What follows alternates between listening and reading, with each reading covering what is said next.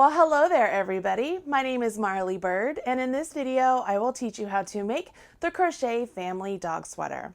This super cute dog sweater is crocheted using some very simple stitches and some color changes to make a lovely yoke sweater for your dog.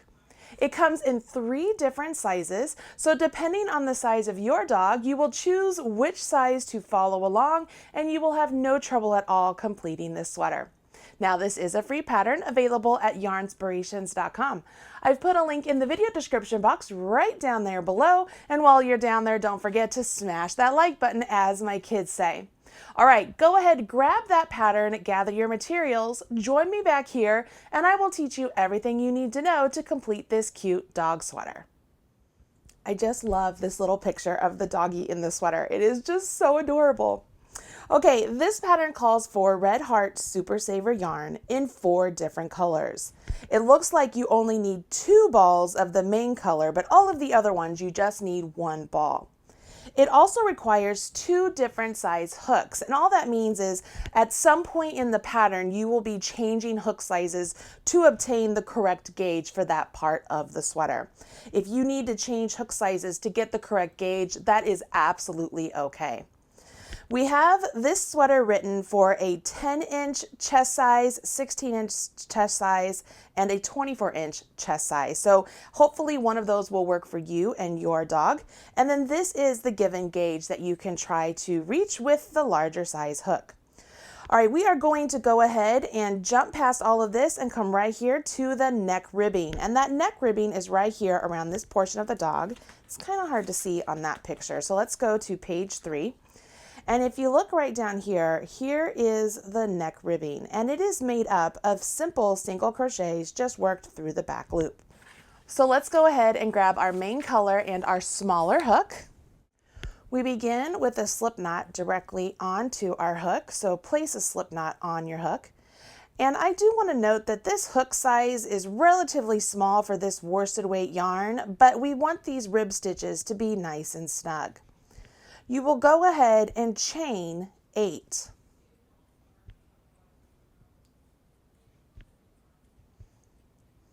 Once you have those 8 chains completed, you will put a single crochet into the second chain from hook, okay? So I'm going to go skip that first one, go to the second one, and place a single crochet right there into that chain. Now I'll go to the next chain and place a single crochet there and in each of the chains all the way across this row. This is the one row that you are working through the full chain, or I am going through both legs of the chain. I think it looks good that way, but you can do whatever you want for this point because this will be seamed up to the last row that you do. Once you get to the end here, you have a little nubbin that looks just like that. You will go ahead and chain 1, and that does not count as a stitch, and turn your work. You can turn and chain 1, it's totally up to you. Okay, so row 2, this is the row you're going to be repeating. In the back leg or the back loop of each of these stitches, we will work 1 single crochet. Now here is a little note. As you get really comfortable working along this ribbing portion, your stitches tend to become a little bit more tight as you get further down. So as you are working into the back leg of each of these stitches, I do want to encourage you, when you bring up that final draw through, make sure that you're not keeping it like super snug, that it is nice and relaxed just like you were for the first one. So I pull up and I always just kind of make sure my loop goes to the size of my hook, and I kind of just like I fold it, not fold it, I kind of put it over like, yeah, that's about the size I want. Like I don't want it, see how that's a lot tighter, and that, like if I went like that, that's too loose. I kind of just, I'm like, it's the size of my hook, and I make sure as I'm going just like so, that like that loop on my hook is no bigger than what I want my single crochet to be. So once I have it there, I simply complete my single crochet. Does that make sense? I mean, it's a little bit extra information than what you would ever find in a pattern, but it's just a little tip to help you out and get consistent ribbing. When you get to the end of the row, go ahead and chain one and turn, or turn and chain one, and then you will work back once again, working these single crochets into the back leg or the back loop of each one of these stitches. Okay? Now I've already worked up another swatch, so let me grab that and let's take a look. You can see here that I've worked up the collar completed for the smaller size all the way up. And so I repeated my second row working through the back leg or the back loop 31 more times. If you're making the larger sizes, obviously you'll follow those numbers. And I'm at the point now where I am going to follow the body instructions. So the first part of the instructions say I'm no longer going to use my G hook, so I could put that aside. And I'm supposed to grab my larger hook. And I got gauge with a size H or 8 or 5 millimeter hook. So I'm going to use this and I'm going to begin the first row of the body. So I will place that loop directly onto my larger hook. And following the instructions, I will chain one. So let's go ahead and chain one. And now I want to work 34 single crochets along the long edge of the ribbing. So I will evenly space 34 single crochets. Now, as you're placing these 34 single crochets in, you have to decide pretty much, how far apart do you want them to be? And it might be that you have one for each one of the ridges that you have, or maybe you do a little bit like 2 into 1 or something. I mean, you just do what works best for you. I tend to just work along and then I will count as I go and just make sure that my stitches look like they're evenly spaced out. And as far as how do I work into, I just stick my hook right along the edge and I just start crocheting. Okay, so I'm gonna just continue to do this all the way down the row. When I get to the end of the row, I like to put my last one like in that last loop that's available to me from the foundation. And so I have 34 single crochets working along this rib, and it says that I'm supposed to turn my work. Now the instructions for the size I'm making say that I should be following chart number 1, and that's the same for the medium size, but the large size says to follow along with chart number 2. The good news is the charts are simply there to get us that color work, but the technique used to follow either of the charts is the same. So my instructions will work for both of the charts.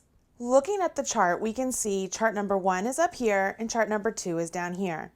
And one of the number one differences between these two charts is not only the increases that are done on each, but you'll notice that on chart number 1, the size small starts inside here and the medium starts outside here. And that's important to note. If you print this chart out in color, you will be able to see that right along this point here, there is a faint red line, and that really indicates the rows that you will be following for the smaller size. Now, as you're reading through the instructions for the body, you will notice that it says, you will read these charts from right to left for the right side rows and from left to right for the wrong side rows. You will also notice that it points out that on row number 3 on both charts is where the first increase begins. And to work that increase, you will do 2 single crochets into 1 stitch. And you will end with 2 single crochets into 1 stitch. So, do you notice, let's look at this chart right down here. You notice as you start here on row number 1, you read this way, nothing changes. Row number 2, you read this way, and you see that there are some color changes there, those color boxes. So that indicates when you will change color. Then you get to number 3. You see how it's like that bump out right there? It looks like a jagged bit. That jagged bit is created because of your increase. So this gray stitch here and this gray stitch here will all go into this 1 stitch right there. As you continue on down row 3, again, you have color changes that you will work, and you will notice that these 2 stitches right here, this 1 red stitch and this 1 gray stitch, will go into that one stitch right there. And that gives you the bump out down there. So you increase at either side of the piece. The same thing is true for the pattern for chart number 1. You with me so far? Now remember, if you're reading chart number 1 and you're making the size small, you will begin your chart following along this faint red line in there. You could get a Sharpie and really just, bold out the line there if you want. Or you can continue reading in the instructions and you'll see that it says that the first increase is there on number 3. And then for the size small, you would repeat that increase for the next 2 right side rows. So you'll do it on row 3, you'll do it on row 5, you'll see there's a bump out right there, and you'll do it on row 7, there's a bump out right there. So for the size small, there's only 2 more. For the size medium, there are 6 more, which is why you have bump outs all the way up to row 15. And for the size large, you have 10 more, which is why you have bump outs all the way up to row 23, right up there, 23, okay? So that's what those little bump out jagged edge means. That means you're gonna place 2 single crochets into 1 stitch. Now, the hardest part, I think, about that is if one of those single crochets needs to be a different color.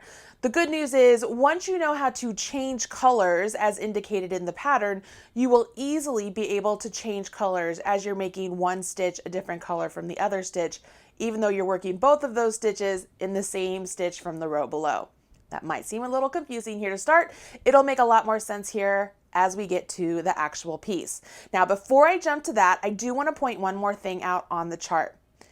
It is very easy to get lost on this chart, so I highly recommend grabbing some Post-it notes and use Post-it notes to your advantage. So for me, I'm making the size small, so I would go ahead and I would come over here and I would put a Post-it note there and a Post-it note all the way over here, just so that I remember I'm not looking at those outside stitches. I'm looking at my stitches right in here. Along with these, I would use a Post-it note to help me know what row I'm on. And I don't mark my rows like this. I don't mark them like this, like, oh, I finished that one, I'm gonna mark it. I mark them in this manner. And the reason I do that is as I am reading along a pattern, so let's say I'm right here, so this is row 3. So I can see right here on row 3, I have a gray stitch and a red stitch, which will go into one gray. Then I have a gray that works into a gray. And then I have a gray that works into a red. Then I have a gray that works into a gray, a red that works into a gray, so on and so forth. It's just another way to double check the way you are crocheting. So what I would do is I would take this particular Post-it note, I just forgot the word completely, and 1, 2, 3, 4, 5, 6, 7. I am actually on row 7. That's where I'm going to pick up my work and demonstrate how to do the color changes and the increase. So I am going to place my Post-it note right there. I'll just do one all the way across just so I get it all the way across. And I can see that. Does that make sense? So the Post-it notes, use those to your advantage. Now, if you're not printing out the pattern and you keep it on your computer or you keep it on your tablet or your phone, you could always expand the image so that you can easily see what color goes into what stitch. And when you're working with a stranded or a Fair Isle type stitch pattern like this, it's sort of like a paint by number. It's when you get to that stitch, whatever stitch you're on, whatever color block that is on the chart, that's the color you're going to make that stitch. What you have to remember though is that on the stitch previous to that block, on the final draw through, that's when you will change colors. All right, so this is what we are going to do. Let's take a look at what I've worked up so far. I have worked up the chart for the size small through row 6, and I'm getting ready to start row 7. The very first row was just a plain single crochet row all the way across without any color changes. It was on row 2, as we worked across, that we introduced these color, I call them color blips, but those are the blocks that showed the different color, the red colors. On row 3, that's where we worked our increase. That's where we have our main color in the first stitch and then our color blip color in the second stitch. And both of those were worked into one stitch. And then we work across following along with the pattern. As you work the stitches across the row, you will actually crochet over the color you're not using. So I am going to start showing you how to do this technique and how to work an increase starting on row 7. And you will be able to take this knowledge and apply it beginning on row 2, only you will increase on rows 3, 5, 7, so on and so forth, depending on the size you are making, okay? This is a way to make sure the video isn't super long, right? So I am on row 7 and I finished with my contrast color B in the last stitch of my row 6. And I can see that the first 3 stitches of my row 7 are going to be with this same color. But it's also a kick out, which means the first 2 stitches are going to be placed into one stitch. Now I'm still going to take my yarn that I'm not using and carry it along my row. So this is my contrast color A. I'm going to rest it on the top of my work so that way when it's time to change to that color, it will be ready for me. And I do that right here at the very beginning. So there's 1 and here's 2. Okay, so that first one was the kick out. That's the one that's sort of like it's already in line with the chart that we've been going.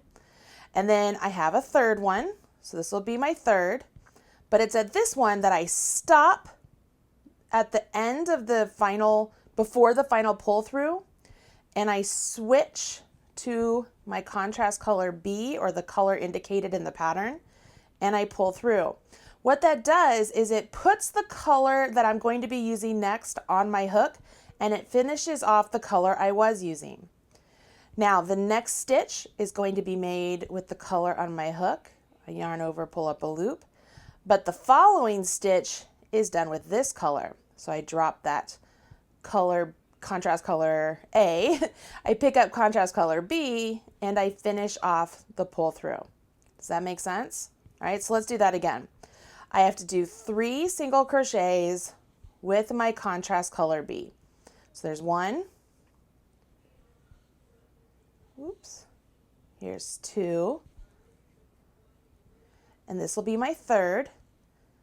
But in the final draw through of this third, I'm going to drop the color I was using and pick up the next color that I need to use and pull through.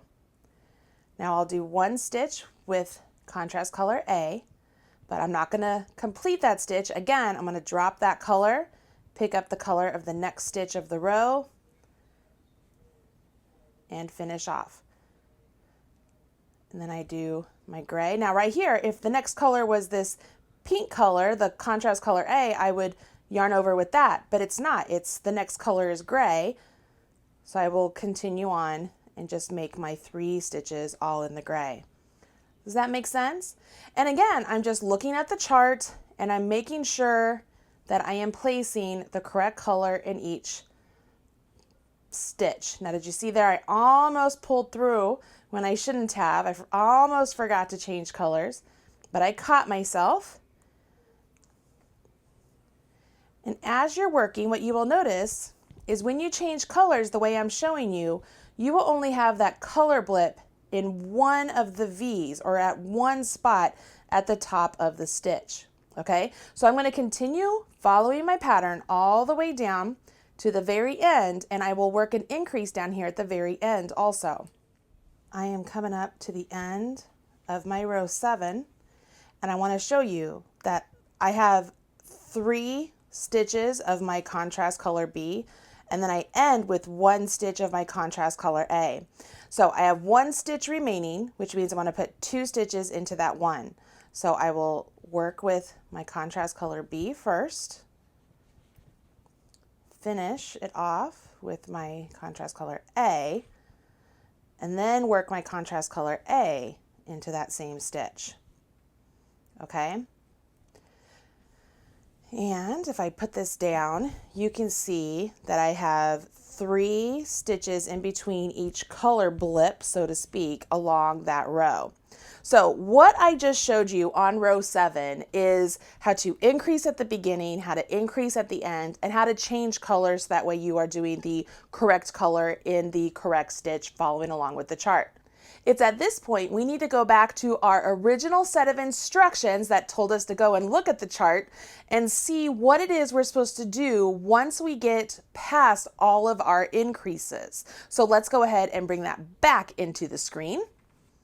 Okay, we've already gone over the number of times you will be working your increase on the right side after you do it on the 3rd row. This right here, that is the total number of stitches you will have after you've worked those increases, okay? Now, after you've done that, you will work either 3 rows even, 1 row even, or 1 row even, depending on the size you're making. And all that means is you're not going to do any increases. You're just going to follow along with the chart, okay? Once you've done that, you'll see that you are ending on a row 10 for the small, a row 16 for the medium, a row 24 for the large. Now, this is where it starts to get interesting because we are going to create a leg opening in our sweaters. But in the size small and the size medium, our leg opening happens while we're still working our color work in our chart. For the larger size, it happens after all the color work is done, so you don't have to worry too much about it. But when we're working with the small and the medium, we really need to pay attention to what's going on in our chart still with the color changes, making it a little bit more difficult, but not undoable. Is that even a word? I think it's a word. Okay, let's take a look. Right down here, you can see that this set of instructions and this set of instructions are for the size small and the medium. So right here, beginning on row 11 for the small and row 17 for the medium, we will chain 1 and we will work our pattern across either 5 stitches for the small or 8 stitches for the medium.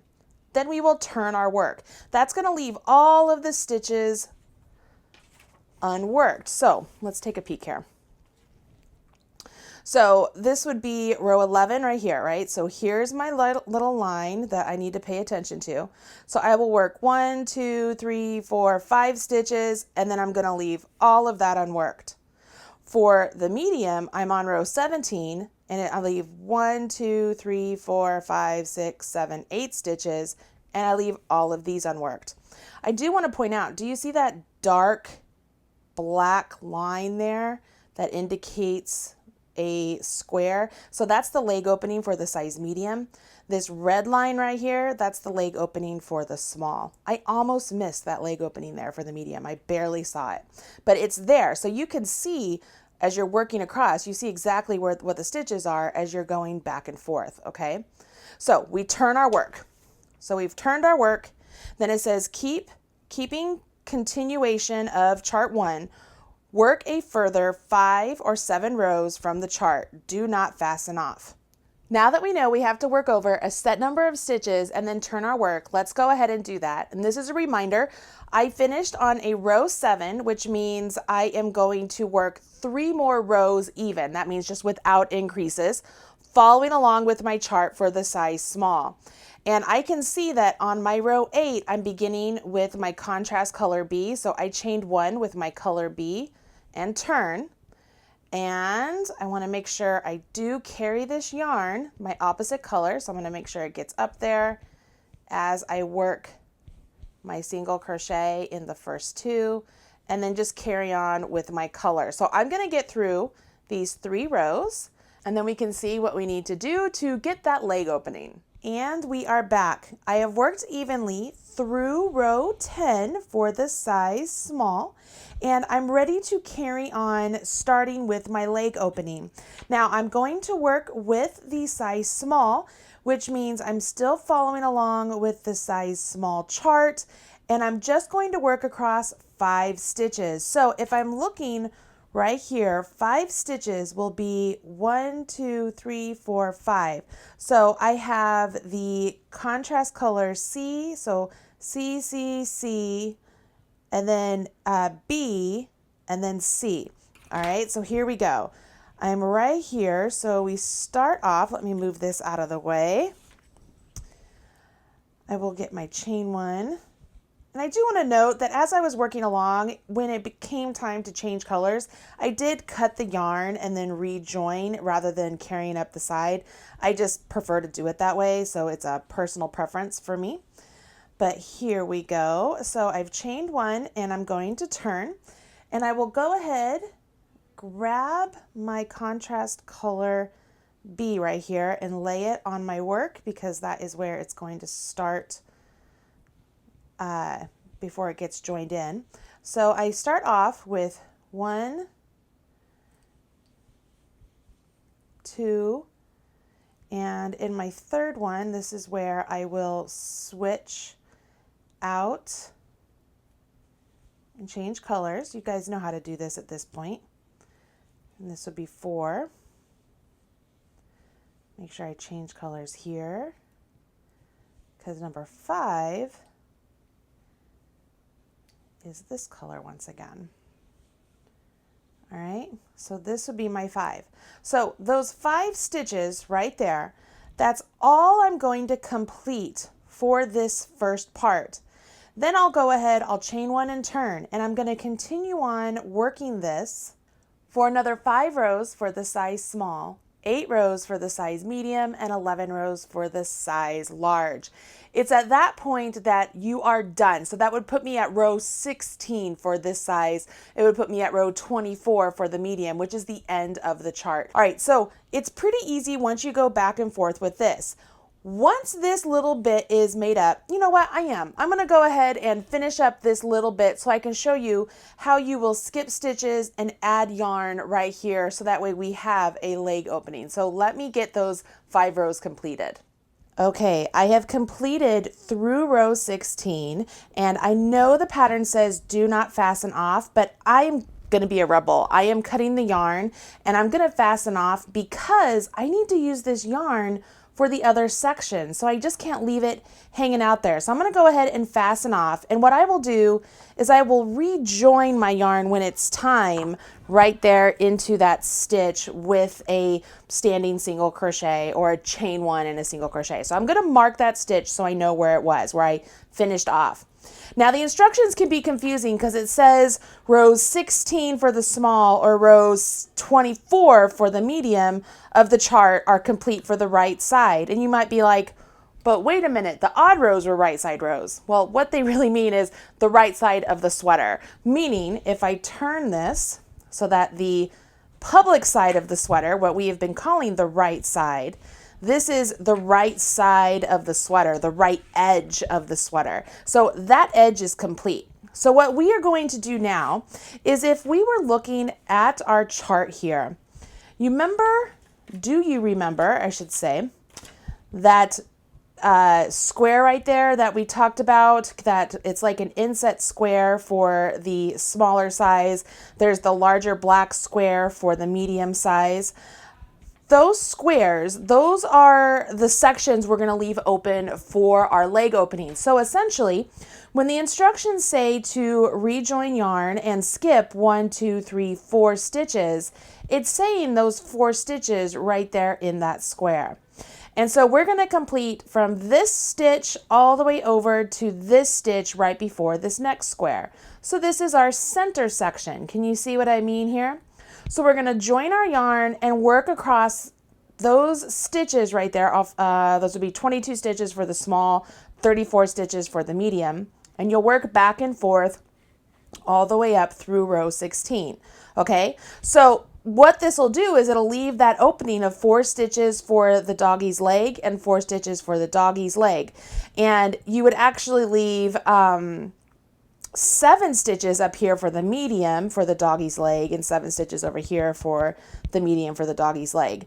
Once we complete this center section, we will then skip 4 stitches and then complete the left side of the sweater. So we already know how to do this.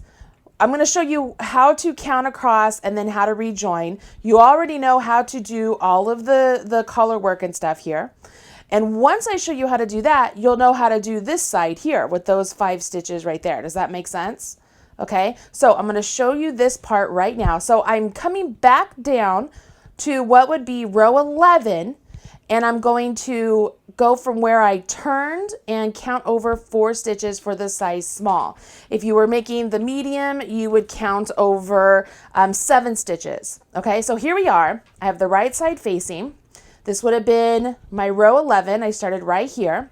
And so that was my row 11 that I did for the right edge. So this is where I would count 4 stitches. 1, 2, 3, 4. So in this stitch right here, this is the stitch I'm going to rejoin the yarn and continue on with the stitch pattern. So I'll chain 1 and I'll continue on with the chart over the next 22 stitches. So I've got to pull my chart down here. I've got to bring my post-it note back into play for me because I don't know where things are. And I'm going to continue on. So I continue on between this point and that point right there. So, and I'm on 11, so I'm on a right side, so I'm going to read from right to left, which means I start off with 2 colors, contrast colors C, and then 1 of B. So here I go. To join the yarn, you simply will take your yarn, go into the stitch you're supposed to join, yarn over, pull up a loop, and then going just like that joins it. And then we're going to chain 1. Now, don't forget, we also want to bring in our other color we're working with so that we can work around those stitches. Let me make sure I have the right part here. All right, so I'm just going to lay the other color I'm using right on top. And I'm going to work across these stitches. So this first one, it is a single crochet.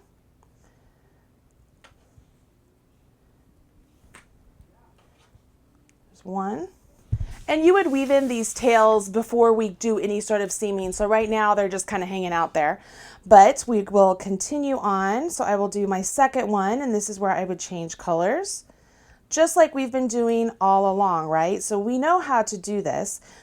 It's just that now we have to be able to count across the number of rows we're supposed to do. I always get so excited and I always accidentally finish off that one stitch with the incorrect color. All right, there we are. So I'm going to work across the number of stitches I need to do, and you will do the same on yours. All right, so I'm going to count just to make sure. And I know that I have 1, 2, 3, 4, 5 of my blips, and I started off with 2 of my color C, and I finished with 3 of my color C.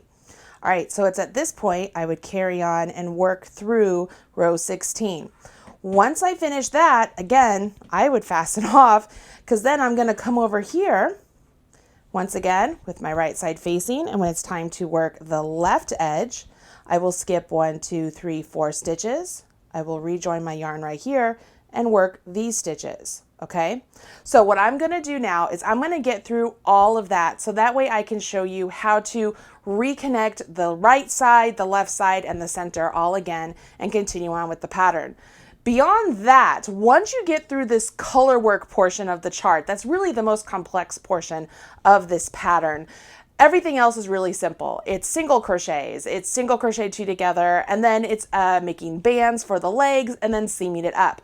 You know how to do all of that stuff. That part's not hard. It's really understanding this first part of the, essentially the yoke of the sweater for the dog. Getting through this part, once you get past the front legs, it's easy peasy. So that's the part we're going to really concentrate on. So let me get through these rows for the center and for the left side, because you know how to do that now. And then we will jump in to reconnect it all. And we're back, and I have a finished center back panel and the left side of the sweater. So I have the completed like yoke portion of the sweater done, and I have an opening here for the legs. So remember, I did go ahead and fasten off down here at the end of my right side because I needed to use that yarn over here for these 2 sections. So I will be joining my yarn right here, following along with the chart, and I'm going to continue following, let's see, that would be row 17, and we're going to follow row 17 of the chart, but we will work across these 5 stitches, and then we will chain 4, and then work across these 22 stitches, chain 4, and then work across these stitches. Of course, that's for the size small. For the size medium and the size large, it's essentially the same process. You'll work across the right edge stitches, chain some to like go across the gap for the leg, work across the back stitches, chain some to work across from the leg, and then work the left edge of the body. So all of this is all very same as far as technique. So let's see how this works. And remember, you're still following along with the chart for the size small. For the medium and the large, you're just already off to just one solid color, so you don't have to worry about the color of your work. But for this one, we have to. So let's see, my first color over here starts with my contrast color A, so that would be this. So I'm going to go ahead and take my marker out, still using my larger hook, and I will join with a slip stitch just so that I have it in there, okay? And then I'll carry on with the chain one. So I'm also going to be using my main color across this row, so I want to make sure that I have that yarn laying on top of those stitches. And we are ready to go. So I'm going to follow with the chart on row 17. The right side of the piece is facing me. So I begin with a single crochet. Oops, I got to pull through the other color here. Let's get through these 5 stitches. And then I do a single crochet with this color. We know how to do this by this point. I want to show you how to get across the leg. That's my main concern here. So 1 and 2 and 3. Now here's the tricky part. I'm supposed to chain 4, but what color do I use to chain my 4? I'm not really sure if I'm supposed to try and chain the same color of what the stitch should be, or just get those stitches across and get them started right here. So here's what I'm going to do. I know that my first stitch over here of my 22 for the small is supposed to be my main color. So I'm going to go ahead and I am going to finish off this one. And then I'm going to chain 4, and I'm going to make sure that my last chain I do will be with this main color so it's on my hook. So I will chain 1, and then I'll grab this one, and there's chain 2, and then I'll chain 3, and then I'll do a chain 4, and that makes that color the last on my hook, which is what I want.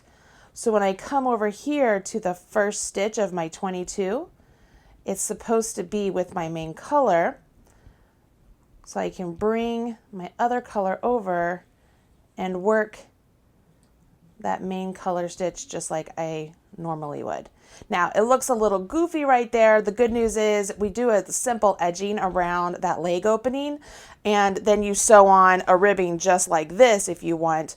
So that's all going to get hidden, but that's how I managed to get all of my chains across, or I should say get both colors across with the chains.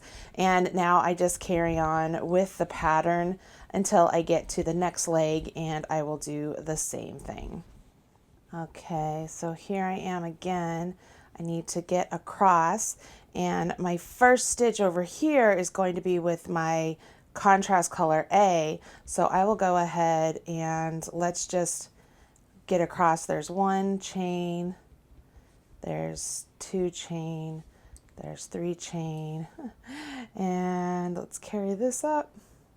And there's 4 chain, and then we come over here, we get into stitch number 5, get in there, make sure that color is laying down, and we complete our stitch. See how this is working up? I mean, again, I could be overcomplicating it when it comes to the chains, but it seems to be working for me, so hopefully it's also working for you this way to get those stitches across, and it should be just fine here as we come up to the end.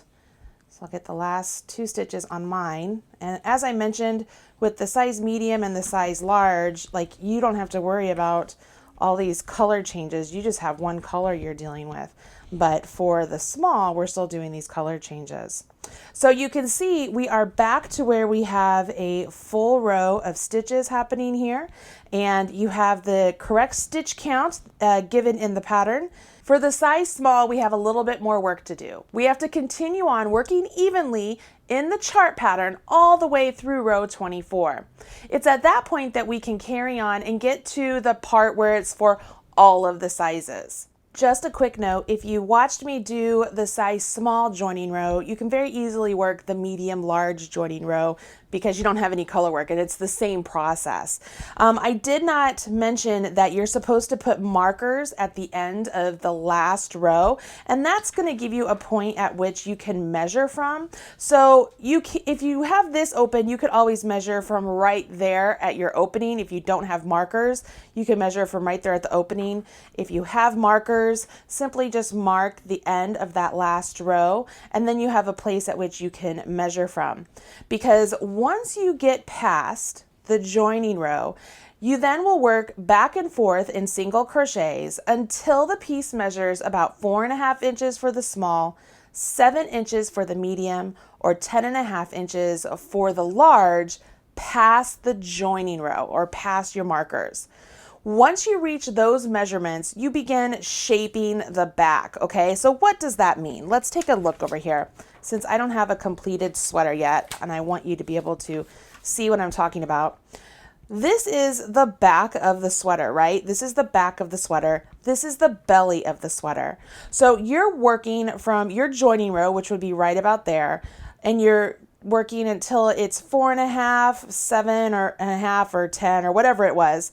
And then it's at that point you're doing the shaping. So that's where you will begin to single crochet 2 together at the points indicated in the pattern. And it just gives you this little shape here, so that way the back end of the sweater, this back end here, can kind of go down and reach the tail of the dog. Now, do you have to do this shaping part? No. Is it going to fit better if you do? Absolutely. And they're simple stitches. I know you can do it. We don't have to waste our time going through that here. Honestly, I feel like by this point, if you've managed it this far, you can do the rest of the instructions, okay? So when you do the shaping stitches, just as I mentioned, you shape the back and you just continue following those instructions, okay? Then you will sew the belly seam from the neck ribbing at the beginning to the back shaping. So again, you will sew from the ribbing all the way across the belly right down here to the back. It's at that point you will come back over here to these leg openings that we have, and you will work stitches around the leg opening so you have something to stitch into, and then you will make 2 more of these ribbings and then sew them to those openings. The last thing that the designer has you do is add a little bit of trim around this opening here. So once it's all seamed together, you would do this back edging, and it's literally just single crochets all the way around this back portion. And as I mentioned, the leg edging, that is around this leg, and then the leg bands, those are the ribbing portions, and you just sew those on. So when it comes to the Crochet Family Dog Sweater, I feel like I've shown you the hardest parts. This is one of those patterns that it seems like it might be a little bit easy, but really the color work can throw you for a spin if you're not careful. Could you take this pattern and instead of doing any of the color work, just keep straight single crochet in one color? You absolutely could. It's a great pattern. You could easily do that. I would leave that completely up to you. All right, so that's it for this video as far as instructions. I am gonna go ahead, finish up my sweater, and then I will show you the finished look on my dog, Lucy. This is my little Chihuahua, Lucy, and you know I made the size small sweater, and I bet I could have made the medium for her, but she still looks cute and was a trooper trying it on. Oh my goodness, isn't that just the cutest little sweater? I love it when I finish dog sweaters and I can put them on my dog, Lucy. She makes everything simply adorable. I really hope you learned something new with this video and it helps you out when you endeavor to make your very first Crochet Family Dog Sweater. If you are making this sweater, please share with us on social media. Use hashtag #MarleyBird or hashtag Yarnspirations so we can see your project and smash your like button. That's it for me, everybody. Once again, I'm Marley Bird for Yarnspirations.com. Talk to you later. Bye. Thanks so much for joining me on the Marley Bird YouTube channel. If you liked what you saw, don't forget to hit subscribe. I've put a link right over there, or you can watch a couple of the videos I've already selected for you right down there. If you want to follow me on social media, I've put my links right over there. You could have all Marley all the time. Bye guys.